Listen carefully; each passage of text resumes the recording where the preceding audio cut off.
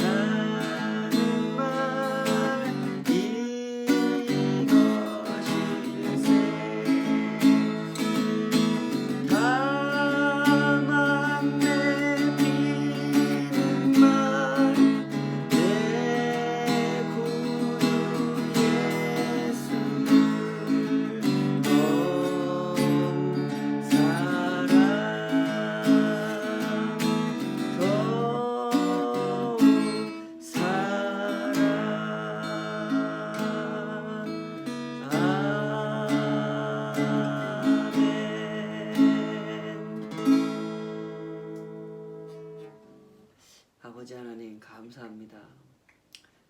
주님의 부르심 앞에서 주어진 삶을 또 이 기회와 이 소명을 진실하게 감당할 수 있기를 소원합니다. 너무나 작은 인생이지만 또 우리에게 맡겨주신 역할이 있어서 이렇게 살아갑니다.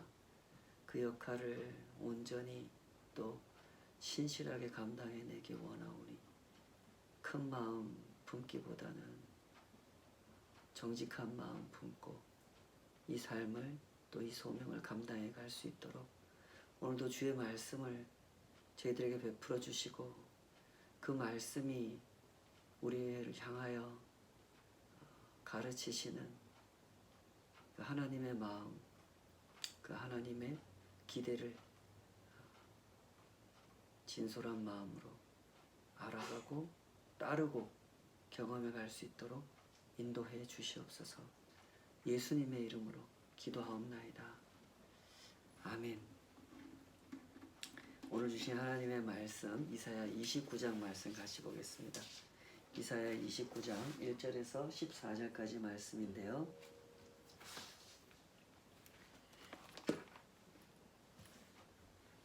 각자 열심히 다 읽으셨다고 믿고 이사야 29장 13절과 14절만 제가 읽겠습니다.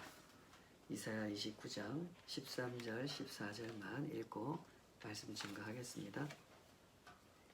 주께서 이르시되 이 백성이 입으로는 나를 가까이하며 입술로는 나를 공경하나 그들의 마음은 내게서 멀리 떠났나니 그들이 나를 경외함은 사람의 계명으로 가르침을 받았을 뿐이라. 그러므로 내가 이 백성 중에 기이한 일, 곧 기이하고 가장 기이한 일을 다시 행하리니 그들 중에서 지혜자의 지혜가 없어지고 명철자의 총명이 가려지리라. 아멘. 주신 말씀으로 입술로는 나를 공경하나, 이런 제목의 말씀 증거하겠습니다. 28장부터 35장까지 노래 형식으로 쭉 하나님 말씀이 전개되고 있는데, 여기 29장 오늘 본문 1절에서 14절까지 이 노래는 아주 강력한 그 외세, 다른 나라에 의해서 침략을 당한 예루살렘을 보시고 하나님께서 애통하는 그런 노래로서 본문이 시작이 됩니다. 그것이 1절부터 4절까지의 정황인데요. 여기 보면 이제 우리가 좀 짚고 넘어가야 될 단어가 아리엘이라고 하는 단어입니다. 이 아리엘이라고 하는 단어는 간단히 말하면 제단이라는 뜻입니다. 제물을 올려놓고 불태우는 장소, 거기가 제단이죠.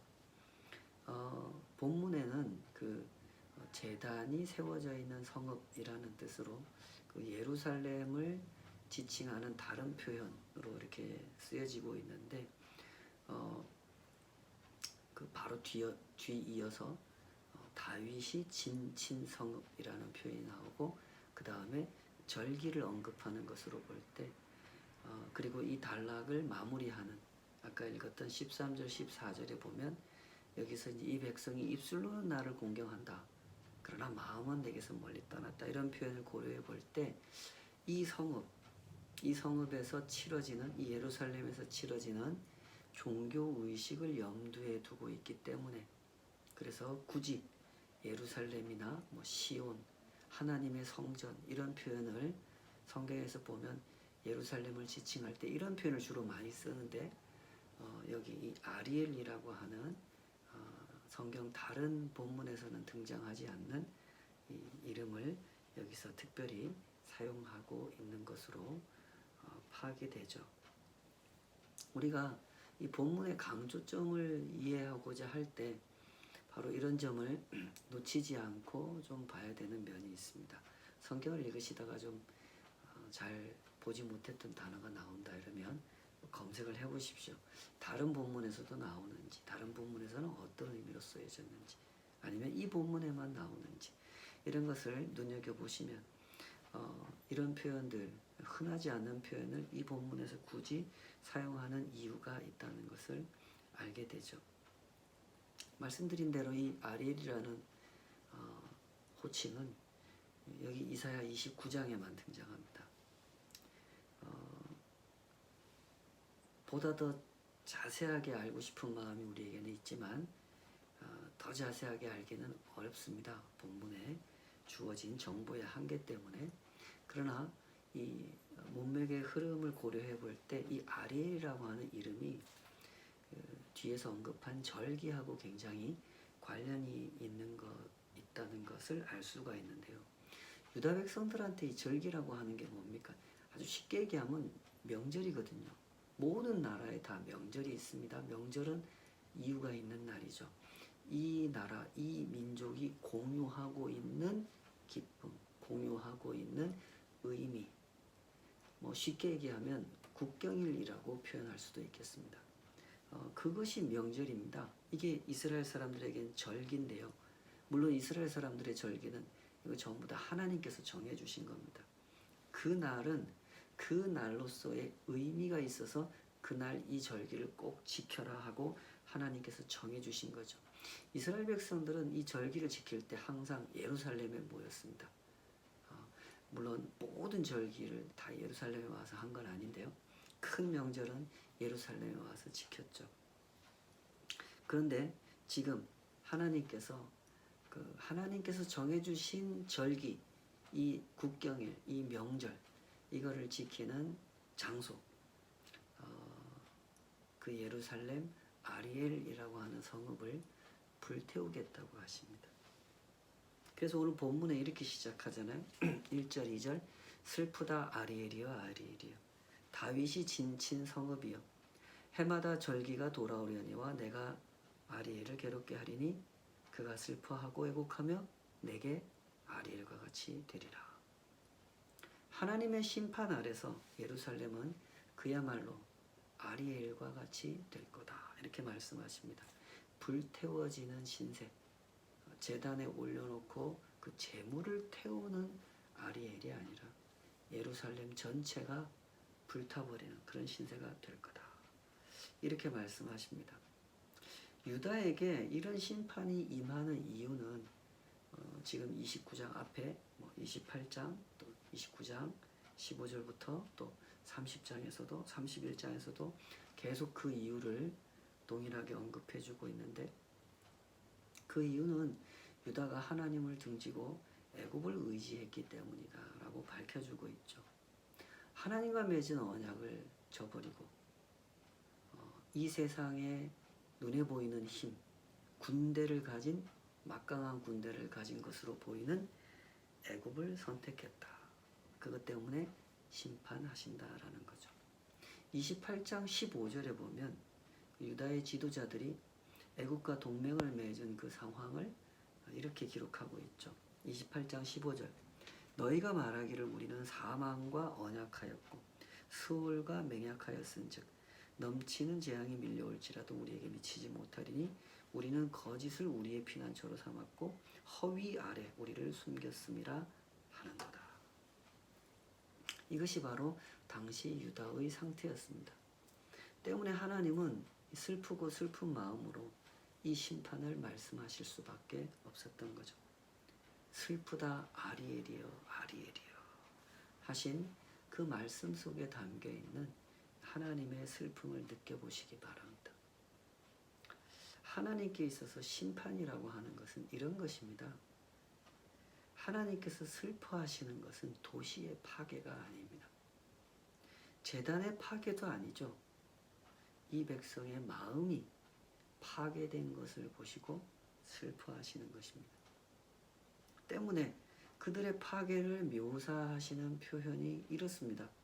29장 3절 4절, 내가 너를 사면으로 둘러 진을 치며 너를 애워 대를 쌓아 너를 치리니 내가 낮아져서 땅에서 말하며 내 말소리가 나직이 티끌에서 날 것이라. 내 목소리가 신접한 자의 목소리같이 땅에서 나며 내 말소리가 티끌에서 짖으리라. 아이러니하게도 이 성읍을 파괴하시는 분이 하나님이십니다. 하나님께서 직접 파괴하신다기보다는 이제 아수르로 추정이 되는 이 강한 나라를 들어서 심판하신다는 뜻이죠. 그러면 이 백성은 이 파멸당한 자들의 목소리, 여기서 자꾸 땅에서 나는 소리, 땅에서 나는 소리 이거 반복하는데요. 이게 이제 죽은 사람들이 또 파멸당한 사람들이 쓰러져서 땅에 쓰러지잖아요. 그래서 거기서 죽어가는 목소리, 이걸 낼 거다를 이렇게 표현한 겁니다. 29장 1절에서 4절은 이렇게 아주 아이러니한 상황을 그려주고 있습니다. 하나님께서 이 도성을 파괴하시면서 하나님께서 슬퍼하시는 장면을 보여주고 있죠. 이 단락의 요점을 잘 이해해 보시기 바랍니다. 하나님께서 주목하시는 문제는 도시의 문제도 아니고 제사나 절기의 문제도 아닙니다. 마음의 문제인 것입니다. 때문에 하나님께서 슬퍼하시는 겁니다. 하나님께 있어서 무엇이 문제가 될 수 있겠습니까? 도시, 제사, 그런 거 하나도 문제되지 않습니다. 우리는 사람이니까 우리한테는 도시도 중요하고 제사도 절기도 종교 행사도 중요하지만 하나님께는 그것이 첫 번째로 중요한 게 절대로 아닙니다. 하나님께 가장 중요한 것은 사람의 마음입니다. 우리의 중심이 하나님을 향해 있는지, 하나님을 향하는 우리의 마음이 진실하고 순수한지 언제나 그것이 중요한 것이죠. 그때 그 유다 백성들은 하나님을 슬프게 했다고 기록하고 있습니다. 그러나 놀랍게도 하나님을 슬프게 한 이 유다 백성들은 전혀 슬퍼하지 않죠. 참 이게 비극입니다.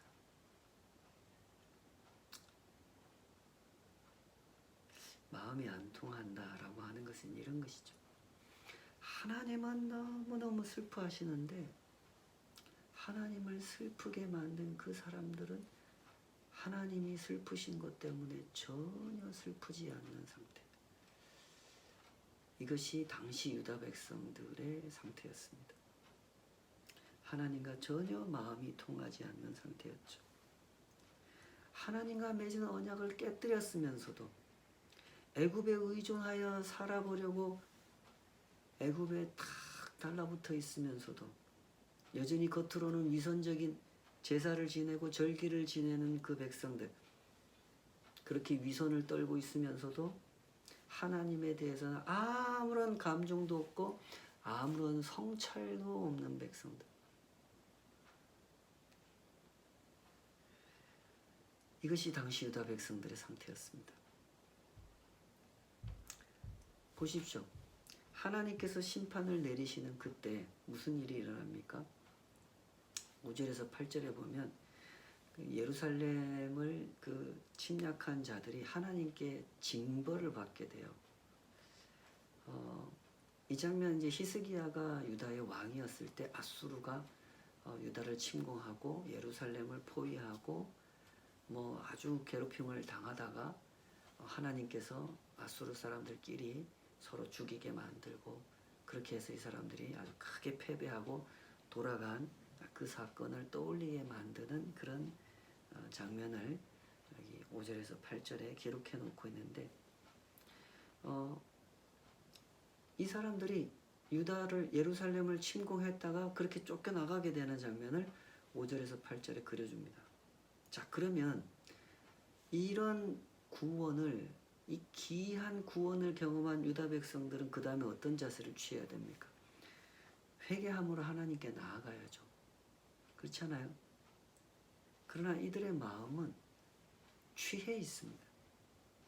도무지 진실이라는 것을, 은혜라는 것을, 하나님의 마음이라는 것을 볼 수 없는 상태로 취해 있습니다.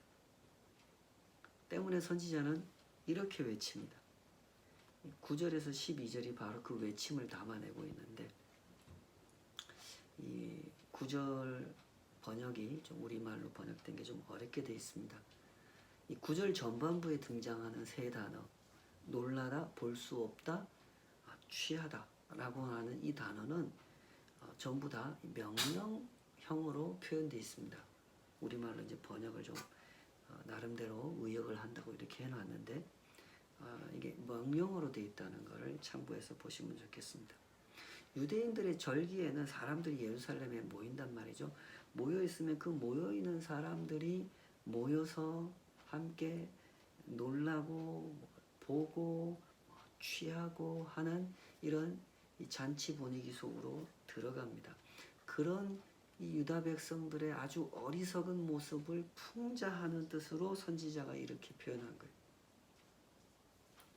5절에서 8절에 기록한 대로 아주 도저히 이길 수 없는 강한 나라가 예루살렘을 포위했고 이제 저들에게 우리가 곧 먹힐 것 같은 상황인데 하나님께서 개입하셔서 엄청난 구원을 경험했으면 이 사람들이 어떻게 나와야 됩니까? 하나님의 구원 앞에 놀라야 되지 않습니까? 근데 전혀 엉뚱한 것에 놀라고 있습니다. 봐야 할 것을 보지 못하는 사람들. 극단적으로 취해 있어서 아무것도 분별할 수 없는, 어디서부터 어디까지가 하나님께서 하신 일이고 어디서부터 어디까지가 사람이 한 일이고 어디서부터 어디까지가 좋은 것이고 무엇이 나쁜 것이고 하나님 앞에 우리가 지금 어떤 상태고 이런 걸 전혀 분별할 수 없는 상태.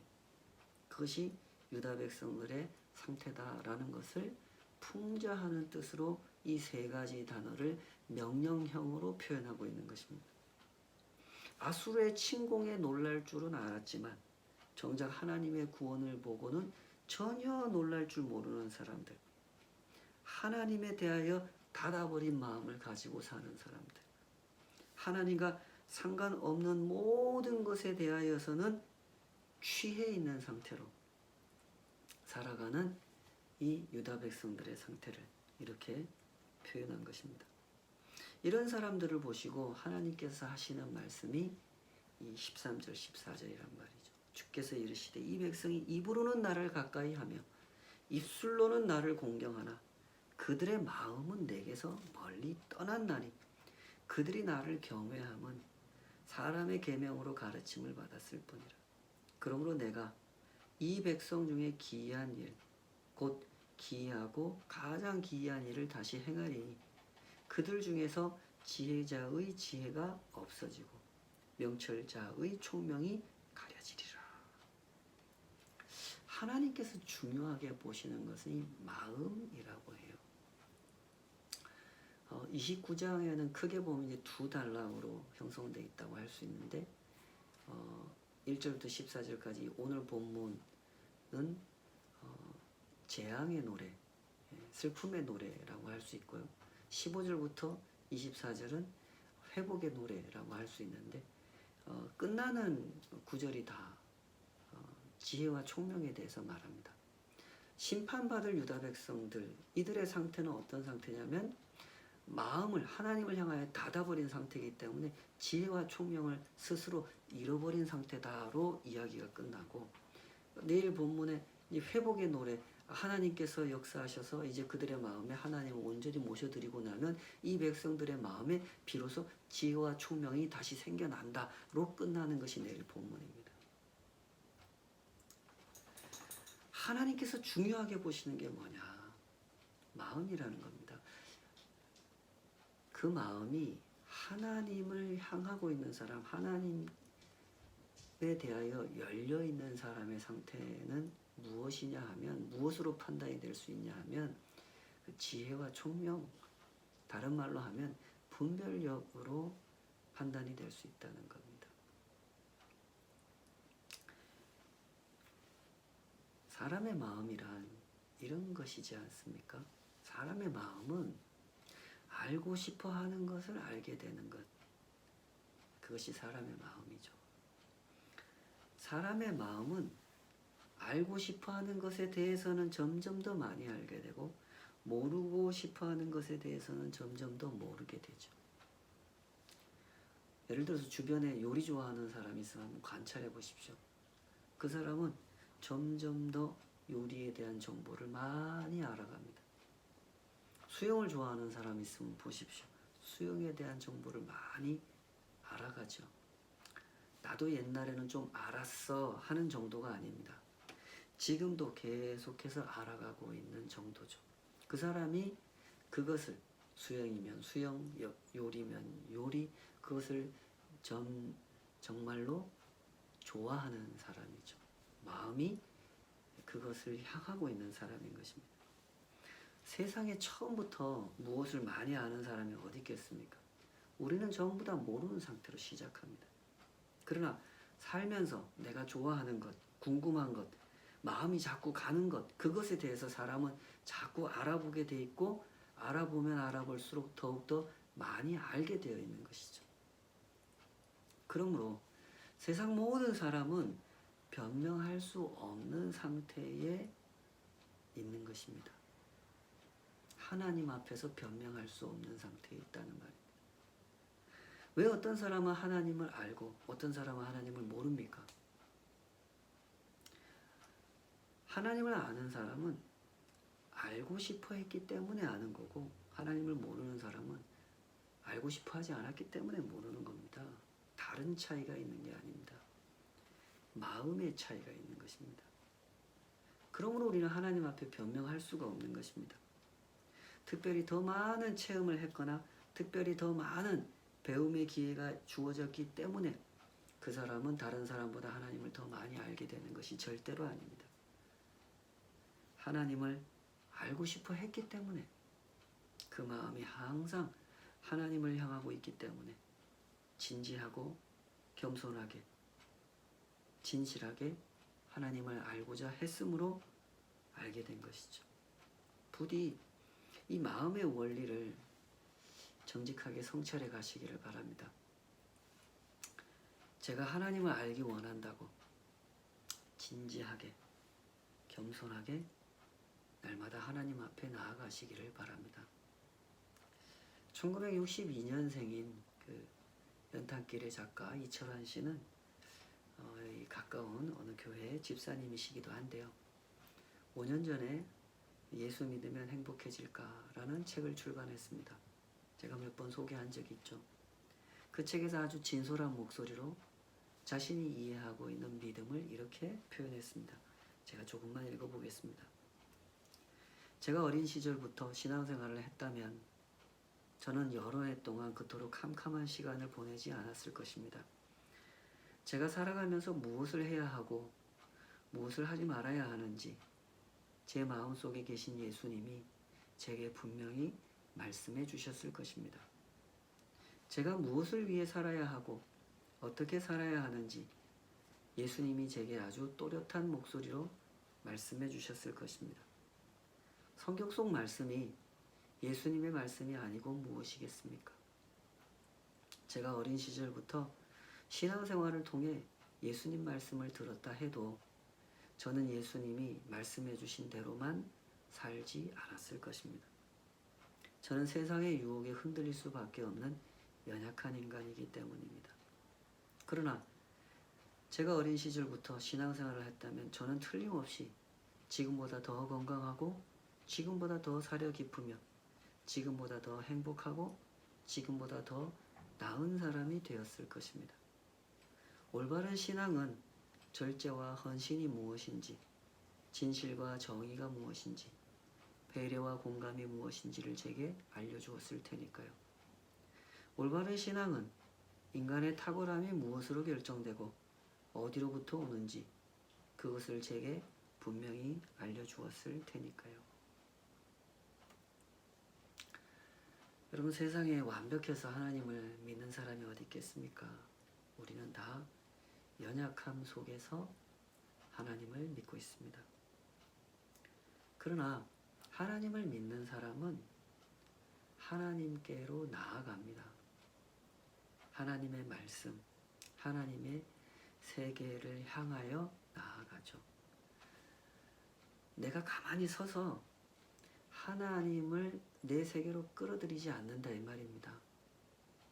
내 언어로 하나님의 언어를 곡해하려고 하지 않고 내 언어를 내려놓고 하나님의 말씀 속으로 들어간다 이 말입니다.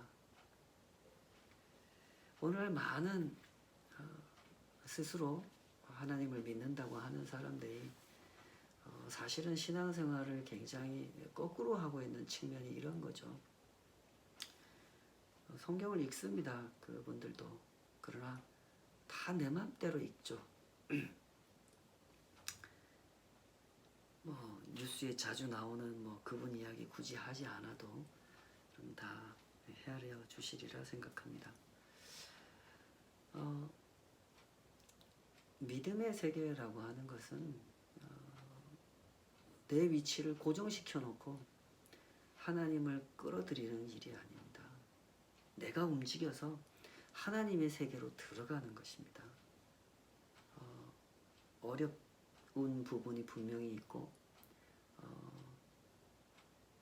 또 때로는 많은 수고가 필요한 일이기도 하지만 하나님을 믿는 사람들은 그것을 많은 수고라고 생각하지 않습니다. 오히려 특권이요 축복이라고 생각하죠. 여러분 그렇게 생각하시죠? 하나님을 믿는 사람은 하나님께 나아갑니다. 하나님의 말씀, 하나님의 세계로 하나님이 일하시는 그곳으로 나아가죠. 오늘은 오늘만큼, 내일은 내일만큼 나아갑니다. 올바른 신앙이라고 하는 것은 이 마음을 안고 하나님께로 나아가는 겁니다. 하나님께 우리를 맡기는 겁니다. 하나님을 향한 마음을 크냐 작으냐로 따질 수 있을까요? 제가 볼 때 그런 기준은 없는 것 같습니다. 무슨 기준을 가지고 하나님을 향한 마음이 저 사람은 크다, 저 사람은 작다, 우리가 그것을 판단할 수는 없을 것 같습니다. 다만 이것은 우리가 따질 수 있을 것 같습니다. 하나님을 향한 그의 마음이 진실하냐 거짓되냐 하는 것은 따질 수 있죠. 하나님을 향한 마음이 진실한 사람은 하나님을 자꾸 자기한테로 끌어들이려고 하지 않을 겁니다. 자신이 하나님의 세계로 들어가려고 할 것입니다. 거듭거듭 말씀하고 있는 바와 같이 하나님의 경영은 기이합니다. 이상합니다. 우리같이 이 작은 가슴으로, 우리같이 작은 머리로, 이 작은 지식, 작은 경험으로 쉽게 이해할 수 있는 방식이 아닙니다. 십자가를 보십시오. 이해가 되십니까? 죽음으로써 살린다. 이게 이해가 되십니까? 근데 예수님은 실제로 당신의 죽으심으로 우리를 살려내시지 않았습니까? 이것이 하나님의 경영입니다. 하나님을 진실되게 믿고자 하는 사람은 하나님의 이 기이한 세계로 자꾸 들어가는 사람입니다. 하나님 저 다 이해 안 되지만 하나님께 제 영혼을, 제 마음을 맡겨드리오니 이거 좀 이해시켜 주십시오. 하나님을 이해하고 싶습니다. 하고 자기를 맡긴단 말입니다. 우리가 이건 따져볼 수 있을 것 같습니다. 하나님을 향한 내 마음이 크냐 작냐 그건 우린 모릅니다. 그러나 하나님을 향한 마음이 진실하냐 거짓되냐 이것은 우리가 분별해 볼 수 있겠죠. 이 백성이 입술로는 하나님을 공경하나 그 마음은 내게서 멀리 떠났다라고 하신 하나님의 말씀을 가슴에 묻어두고 곱씹고 또 곱씹어 보면서 하나님 앞에 진실하게 나아가는 우리의 순례길이 되었으면 좋겠습니다. 같이 기도하십시다. 아버지 하나님, 매일매일 살아내는 것이 참 쉽지 않습니다. 그러나 우리가 살아가는 순간순간들, 우리가 다 헤아리지 못하는 그때에도, 그 상황 중에도 하나님께서 우리와 함께 계심을 믿습니다. 우리가 느끼지 못한다 하여 아니 계시는 하나님이 아니요, 우리가 이해하지 못한다 하여 역사하지 않는 하나님이 아니신 줄 믿습니다. 우리의 무지한 중에도 하나님은 여전히 하나님이시며 우리의 삶을, 이 온 세상을 아주 은혜롭게 그러나 기이하게 다스리고 계신 줄을 믿습니다. 우리의 눈을 열어 하나님의 역사를 볼 수 있도록, 깨달을 수 있도록, 다 알지 못하여도 겸손히 주님의 세계 안으로 나아가 우리의 작고 작은 삶을 하나님의 크고 크신 손에 의탁하여 드릴 수 있도록 주님 우리를 붙잡아 주시옵소서. 유다 백성들이 우리보다 특별히 나쁜 사람들이어서 하나님과 언약을 깨뜨리고 애굽의 손을 잡은 것이 아님을 주여 우리가 헤아릴 수 있게 하여 주시옵소서. 저들이 왜 그토록 언약을 배반했습니까? 눈에 보이는 것을 의지하고 싶어서 그런 것이 아니겠습니까? 주님, 우리의 마음의 눈을 진실하게 하셔서 진정 우리의 마음이 무엇을 지향하고 있는지 성찰할 수 있게 하여 주시옵소서. 자꾸 우리도 눈에 보이는 것을 의탁하고 싶어 하는지, 아니면 눈에 보이지 않더라도 참으로 역사하시는 하나님의 세계를, 하나님의 그 기이하신 손을 의지하고자 하는지 늘 성찰해 보게 하여 주시고 하나님의 그 손을 붙잡고 나아가게 하여 주시옵소서. 날마다 그 거룩하신 손으로 진리의 말씀으로 우리를 깨워주시니 감사합니다. 우리의 마음을 보고 계신 하나님, 마음을 아시는 하나님 앞에 이 마음 언제나 정직하게 또 겸손하게 무릎 꿇어 나를 가르치시는 그 하나님 앞에 서서 오늘만큼의 순례길을 걸어갈 수 있도록 인도하여 주시옵소서. 주의 선하신 손이 늘 주님 앞에 깨어있기를 사모하는 백성들과 함께하여 주시는 것을 감사하며 예수님의 이름으로 기도하옵나이다. 아멘. 감사합니다. 우리 계속 기도하며 승리의 걸음을 걸어가도록 하십시다. 화이팅입니다.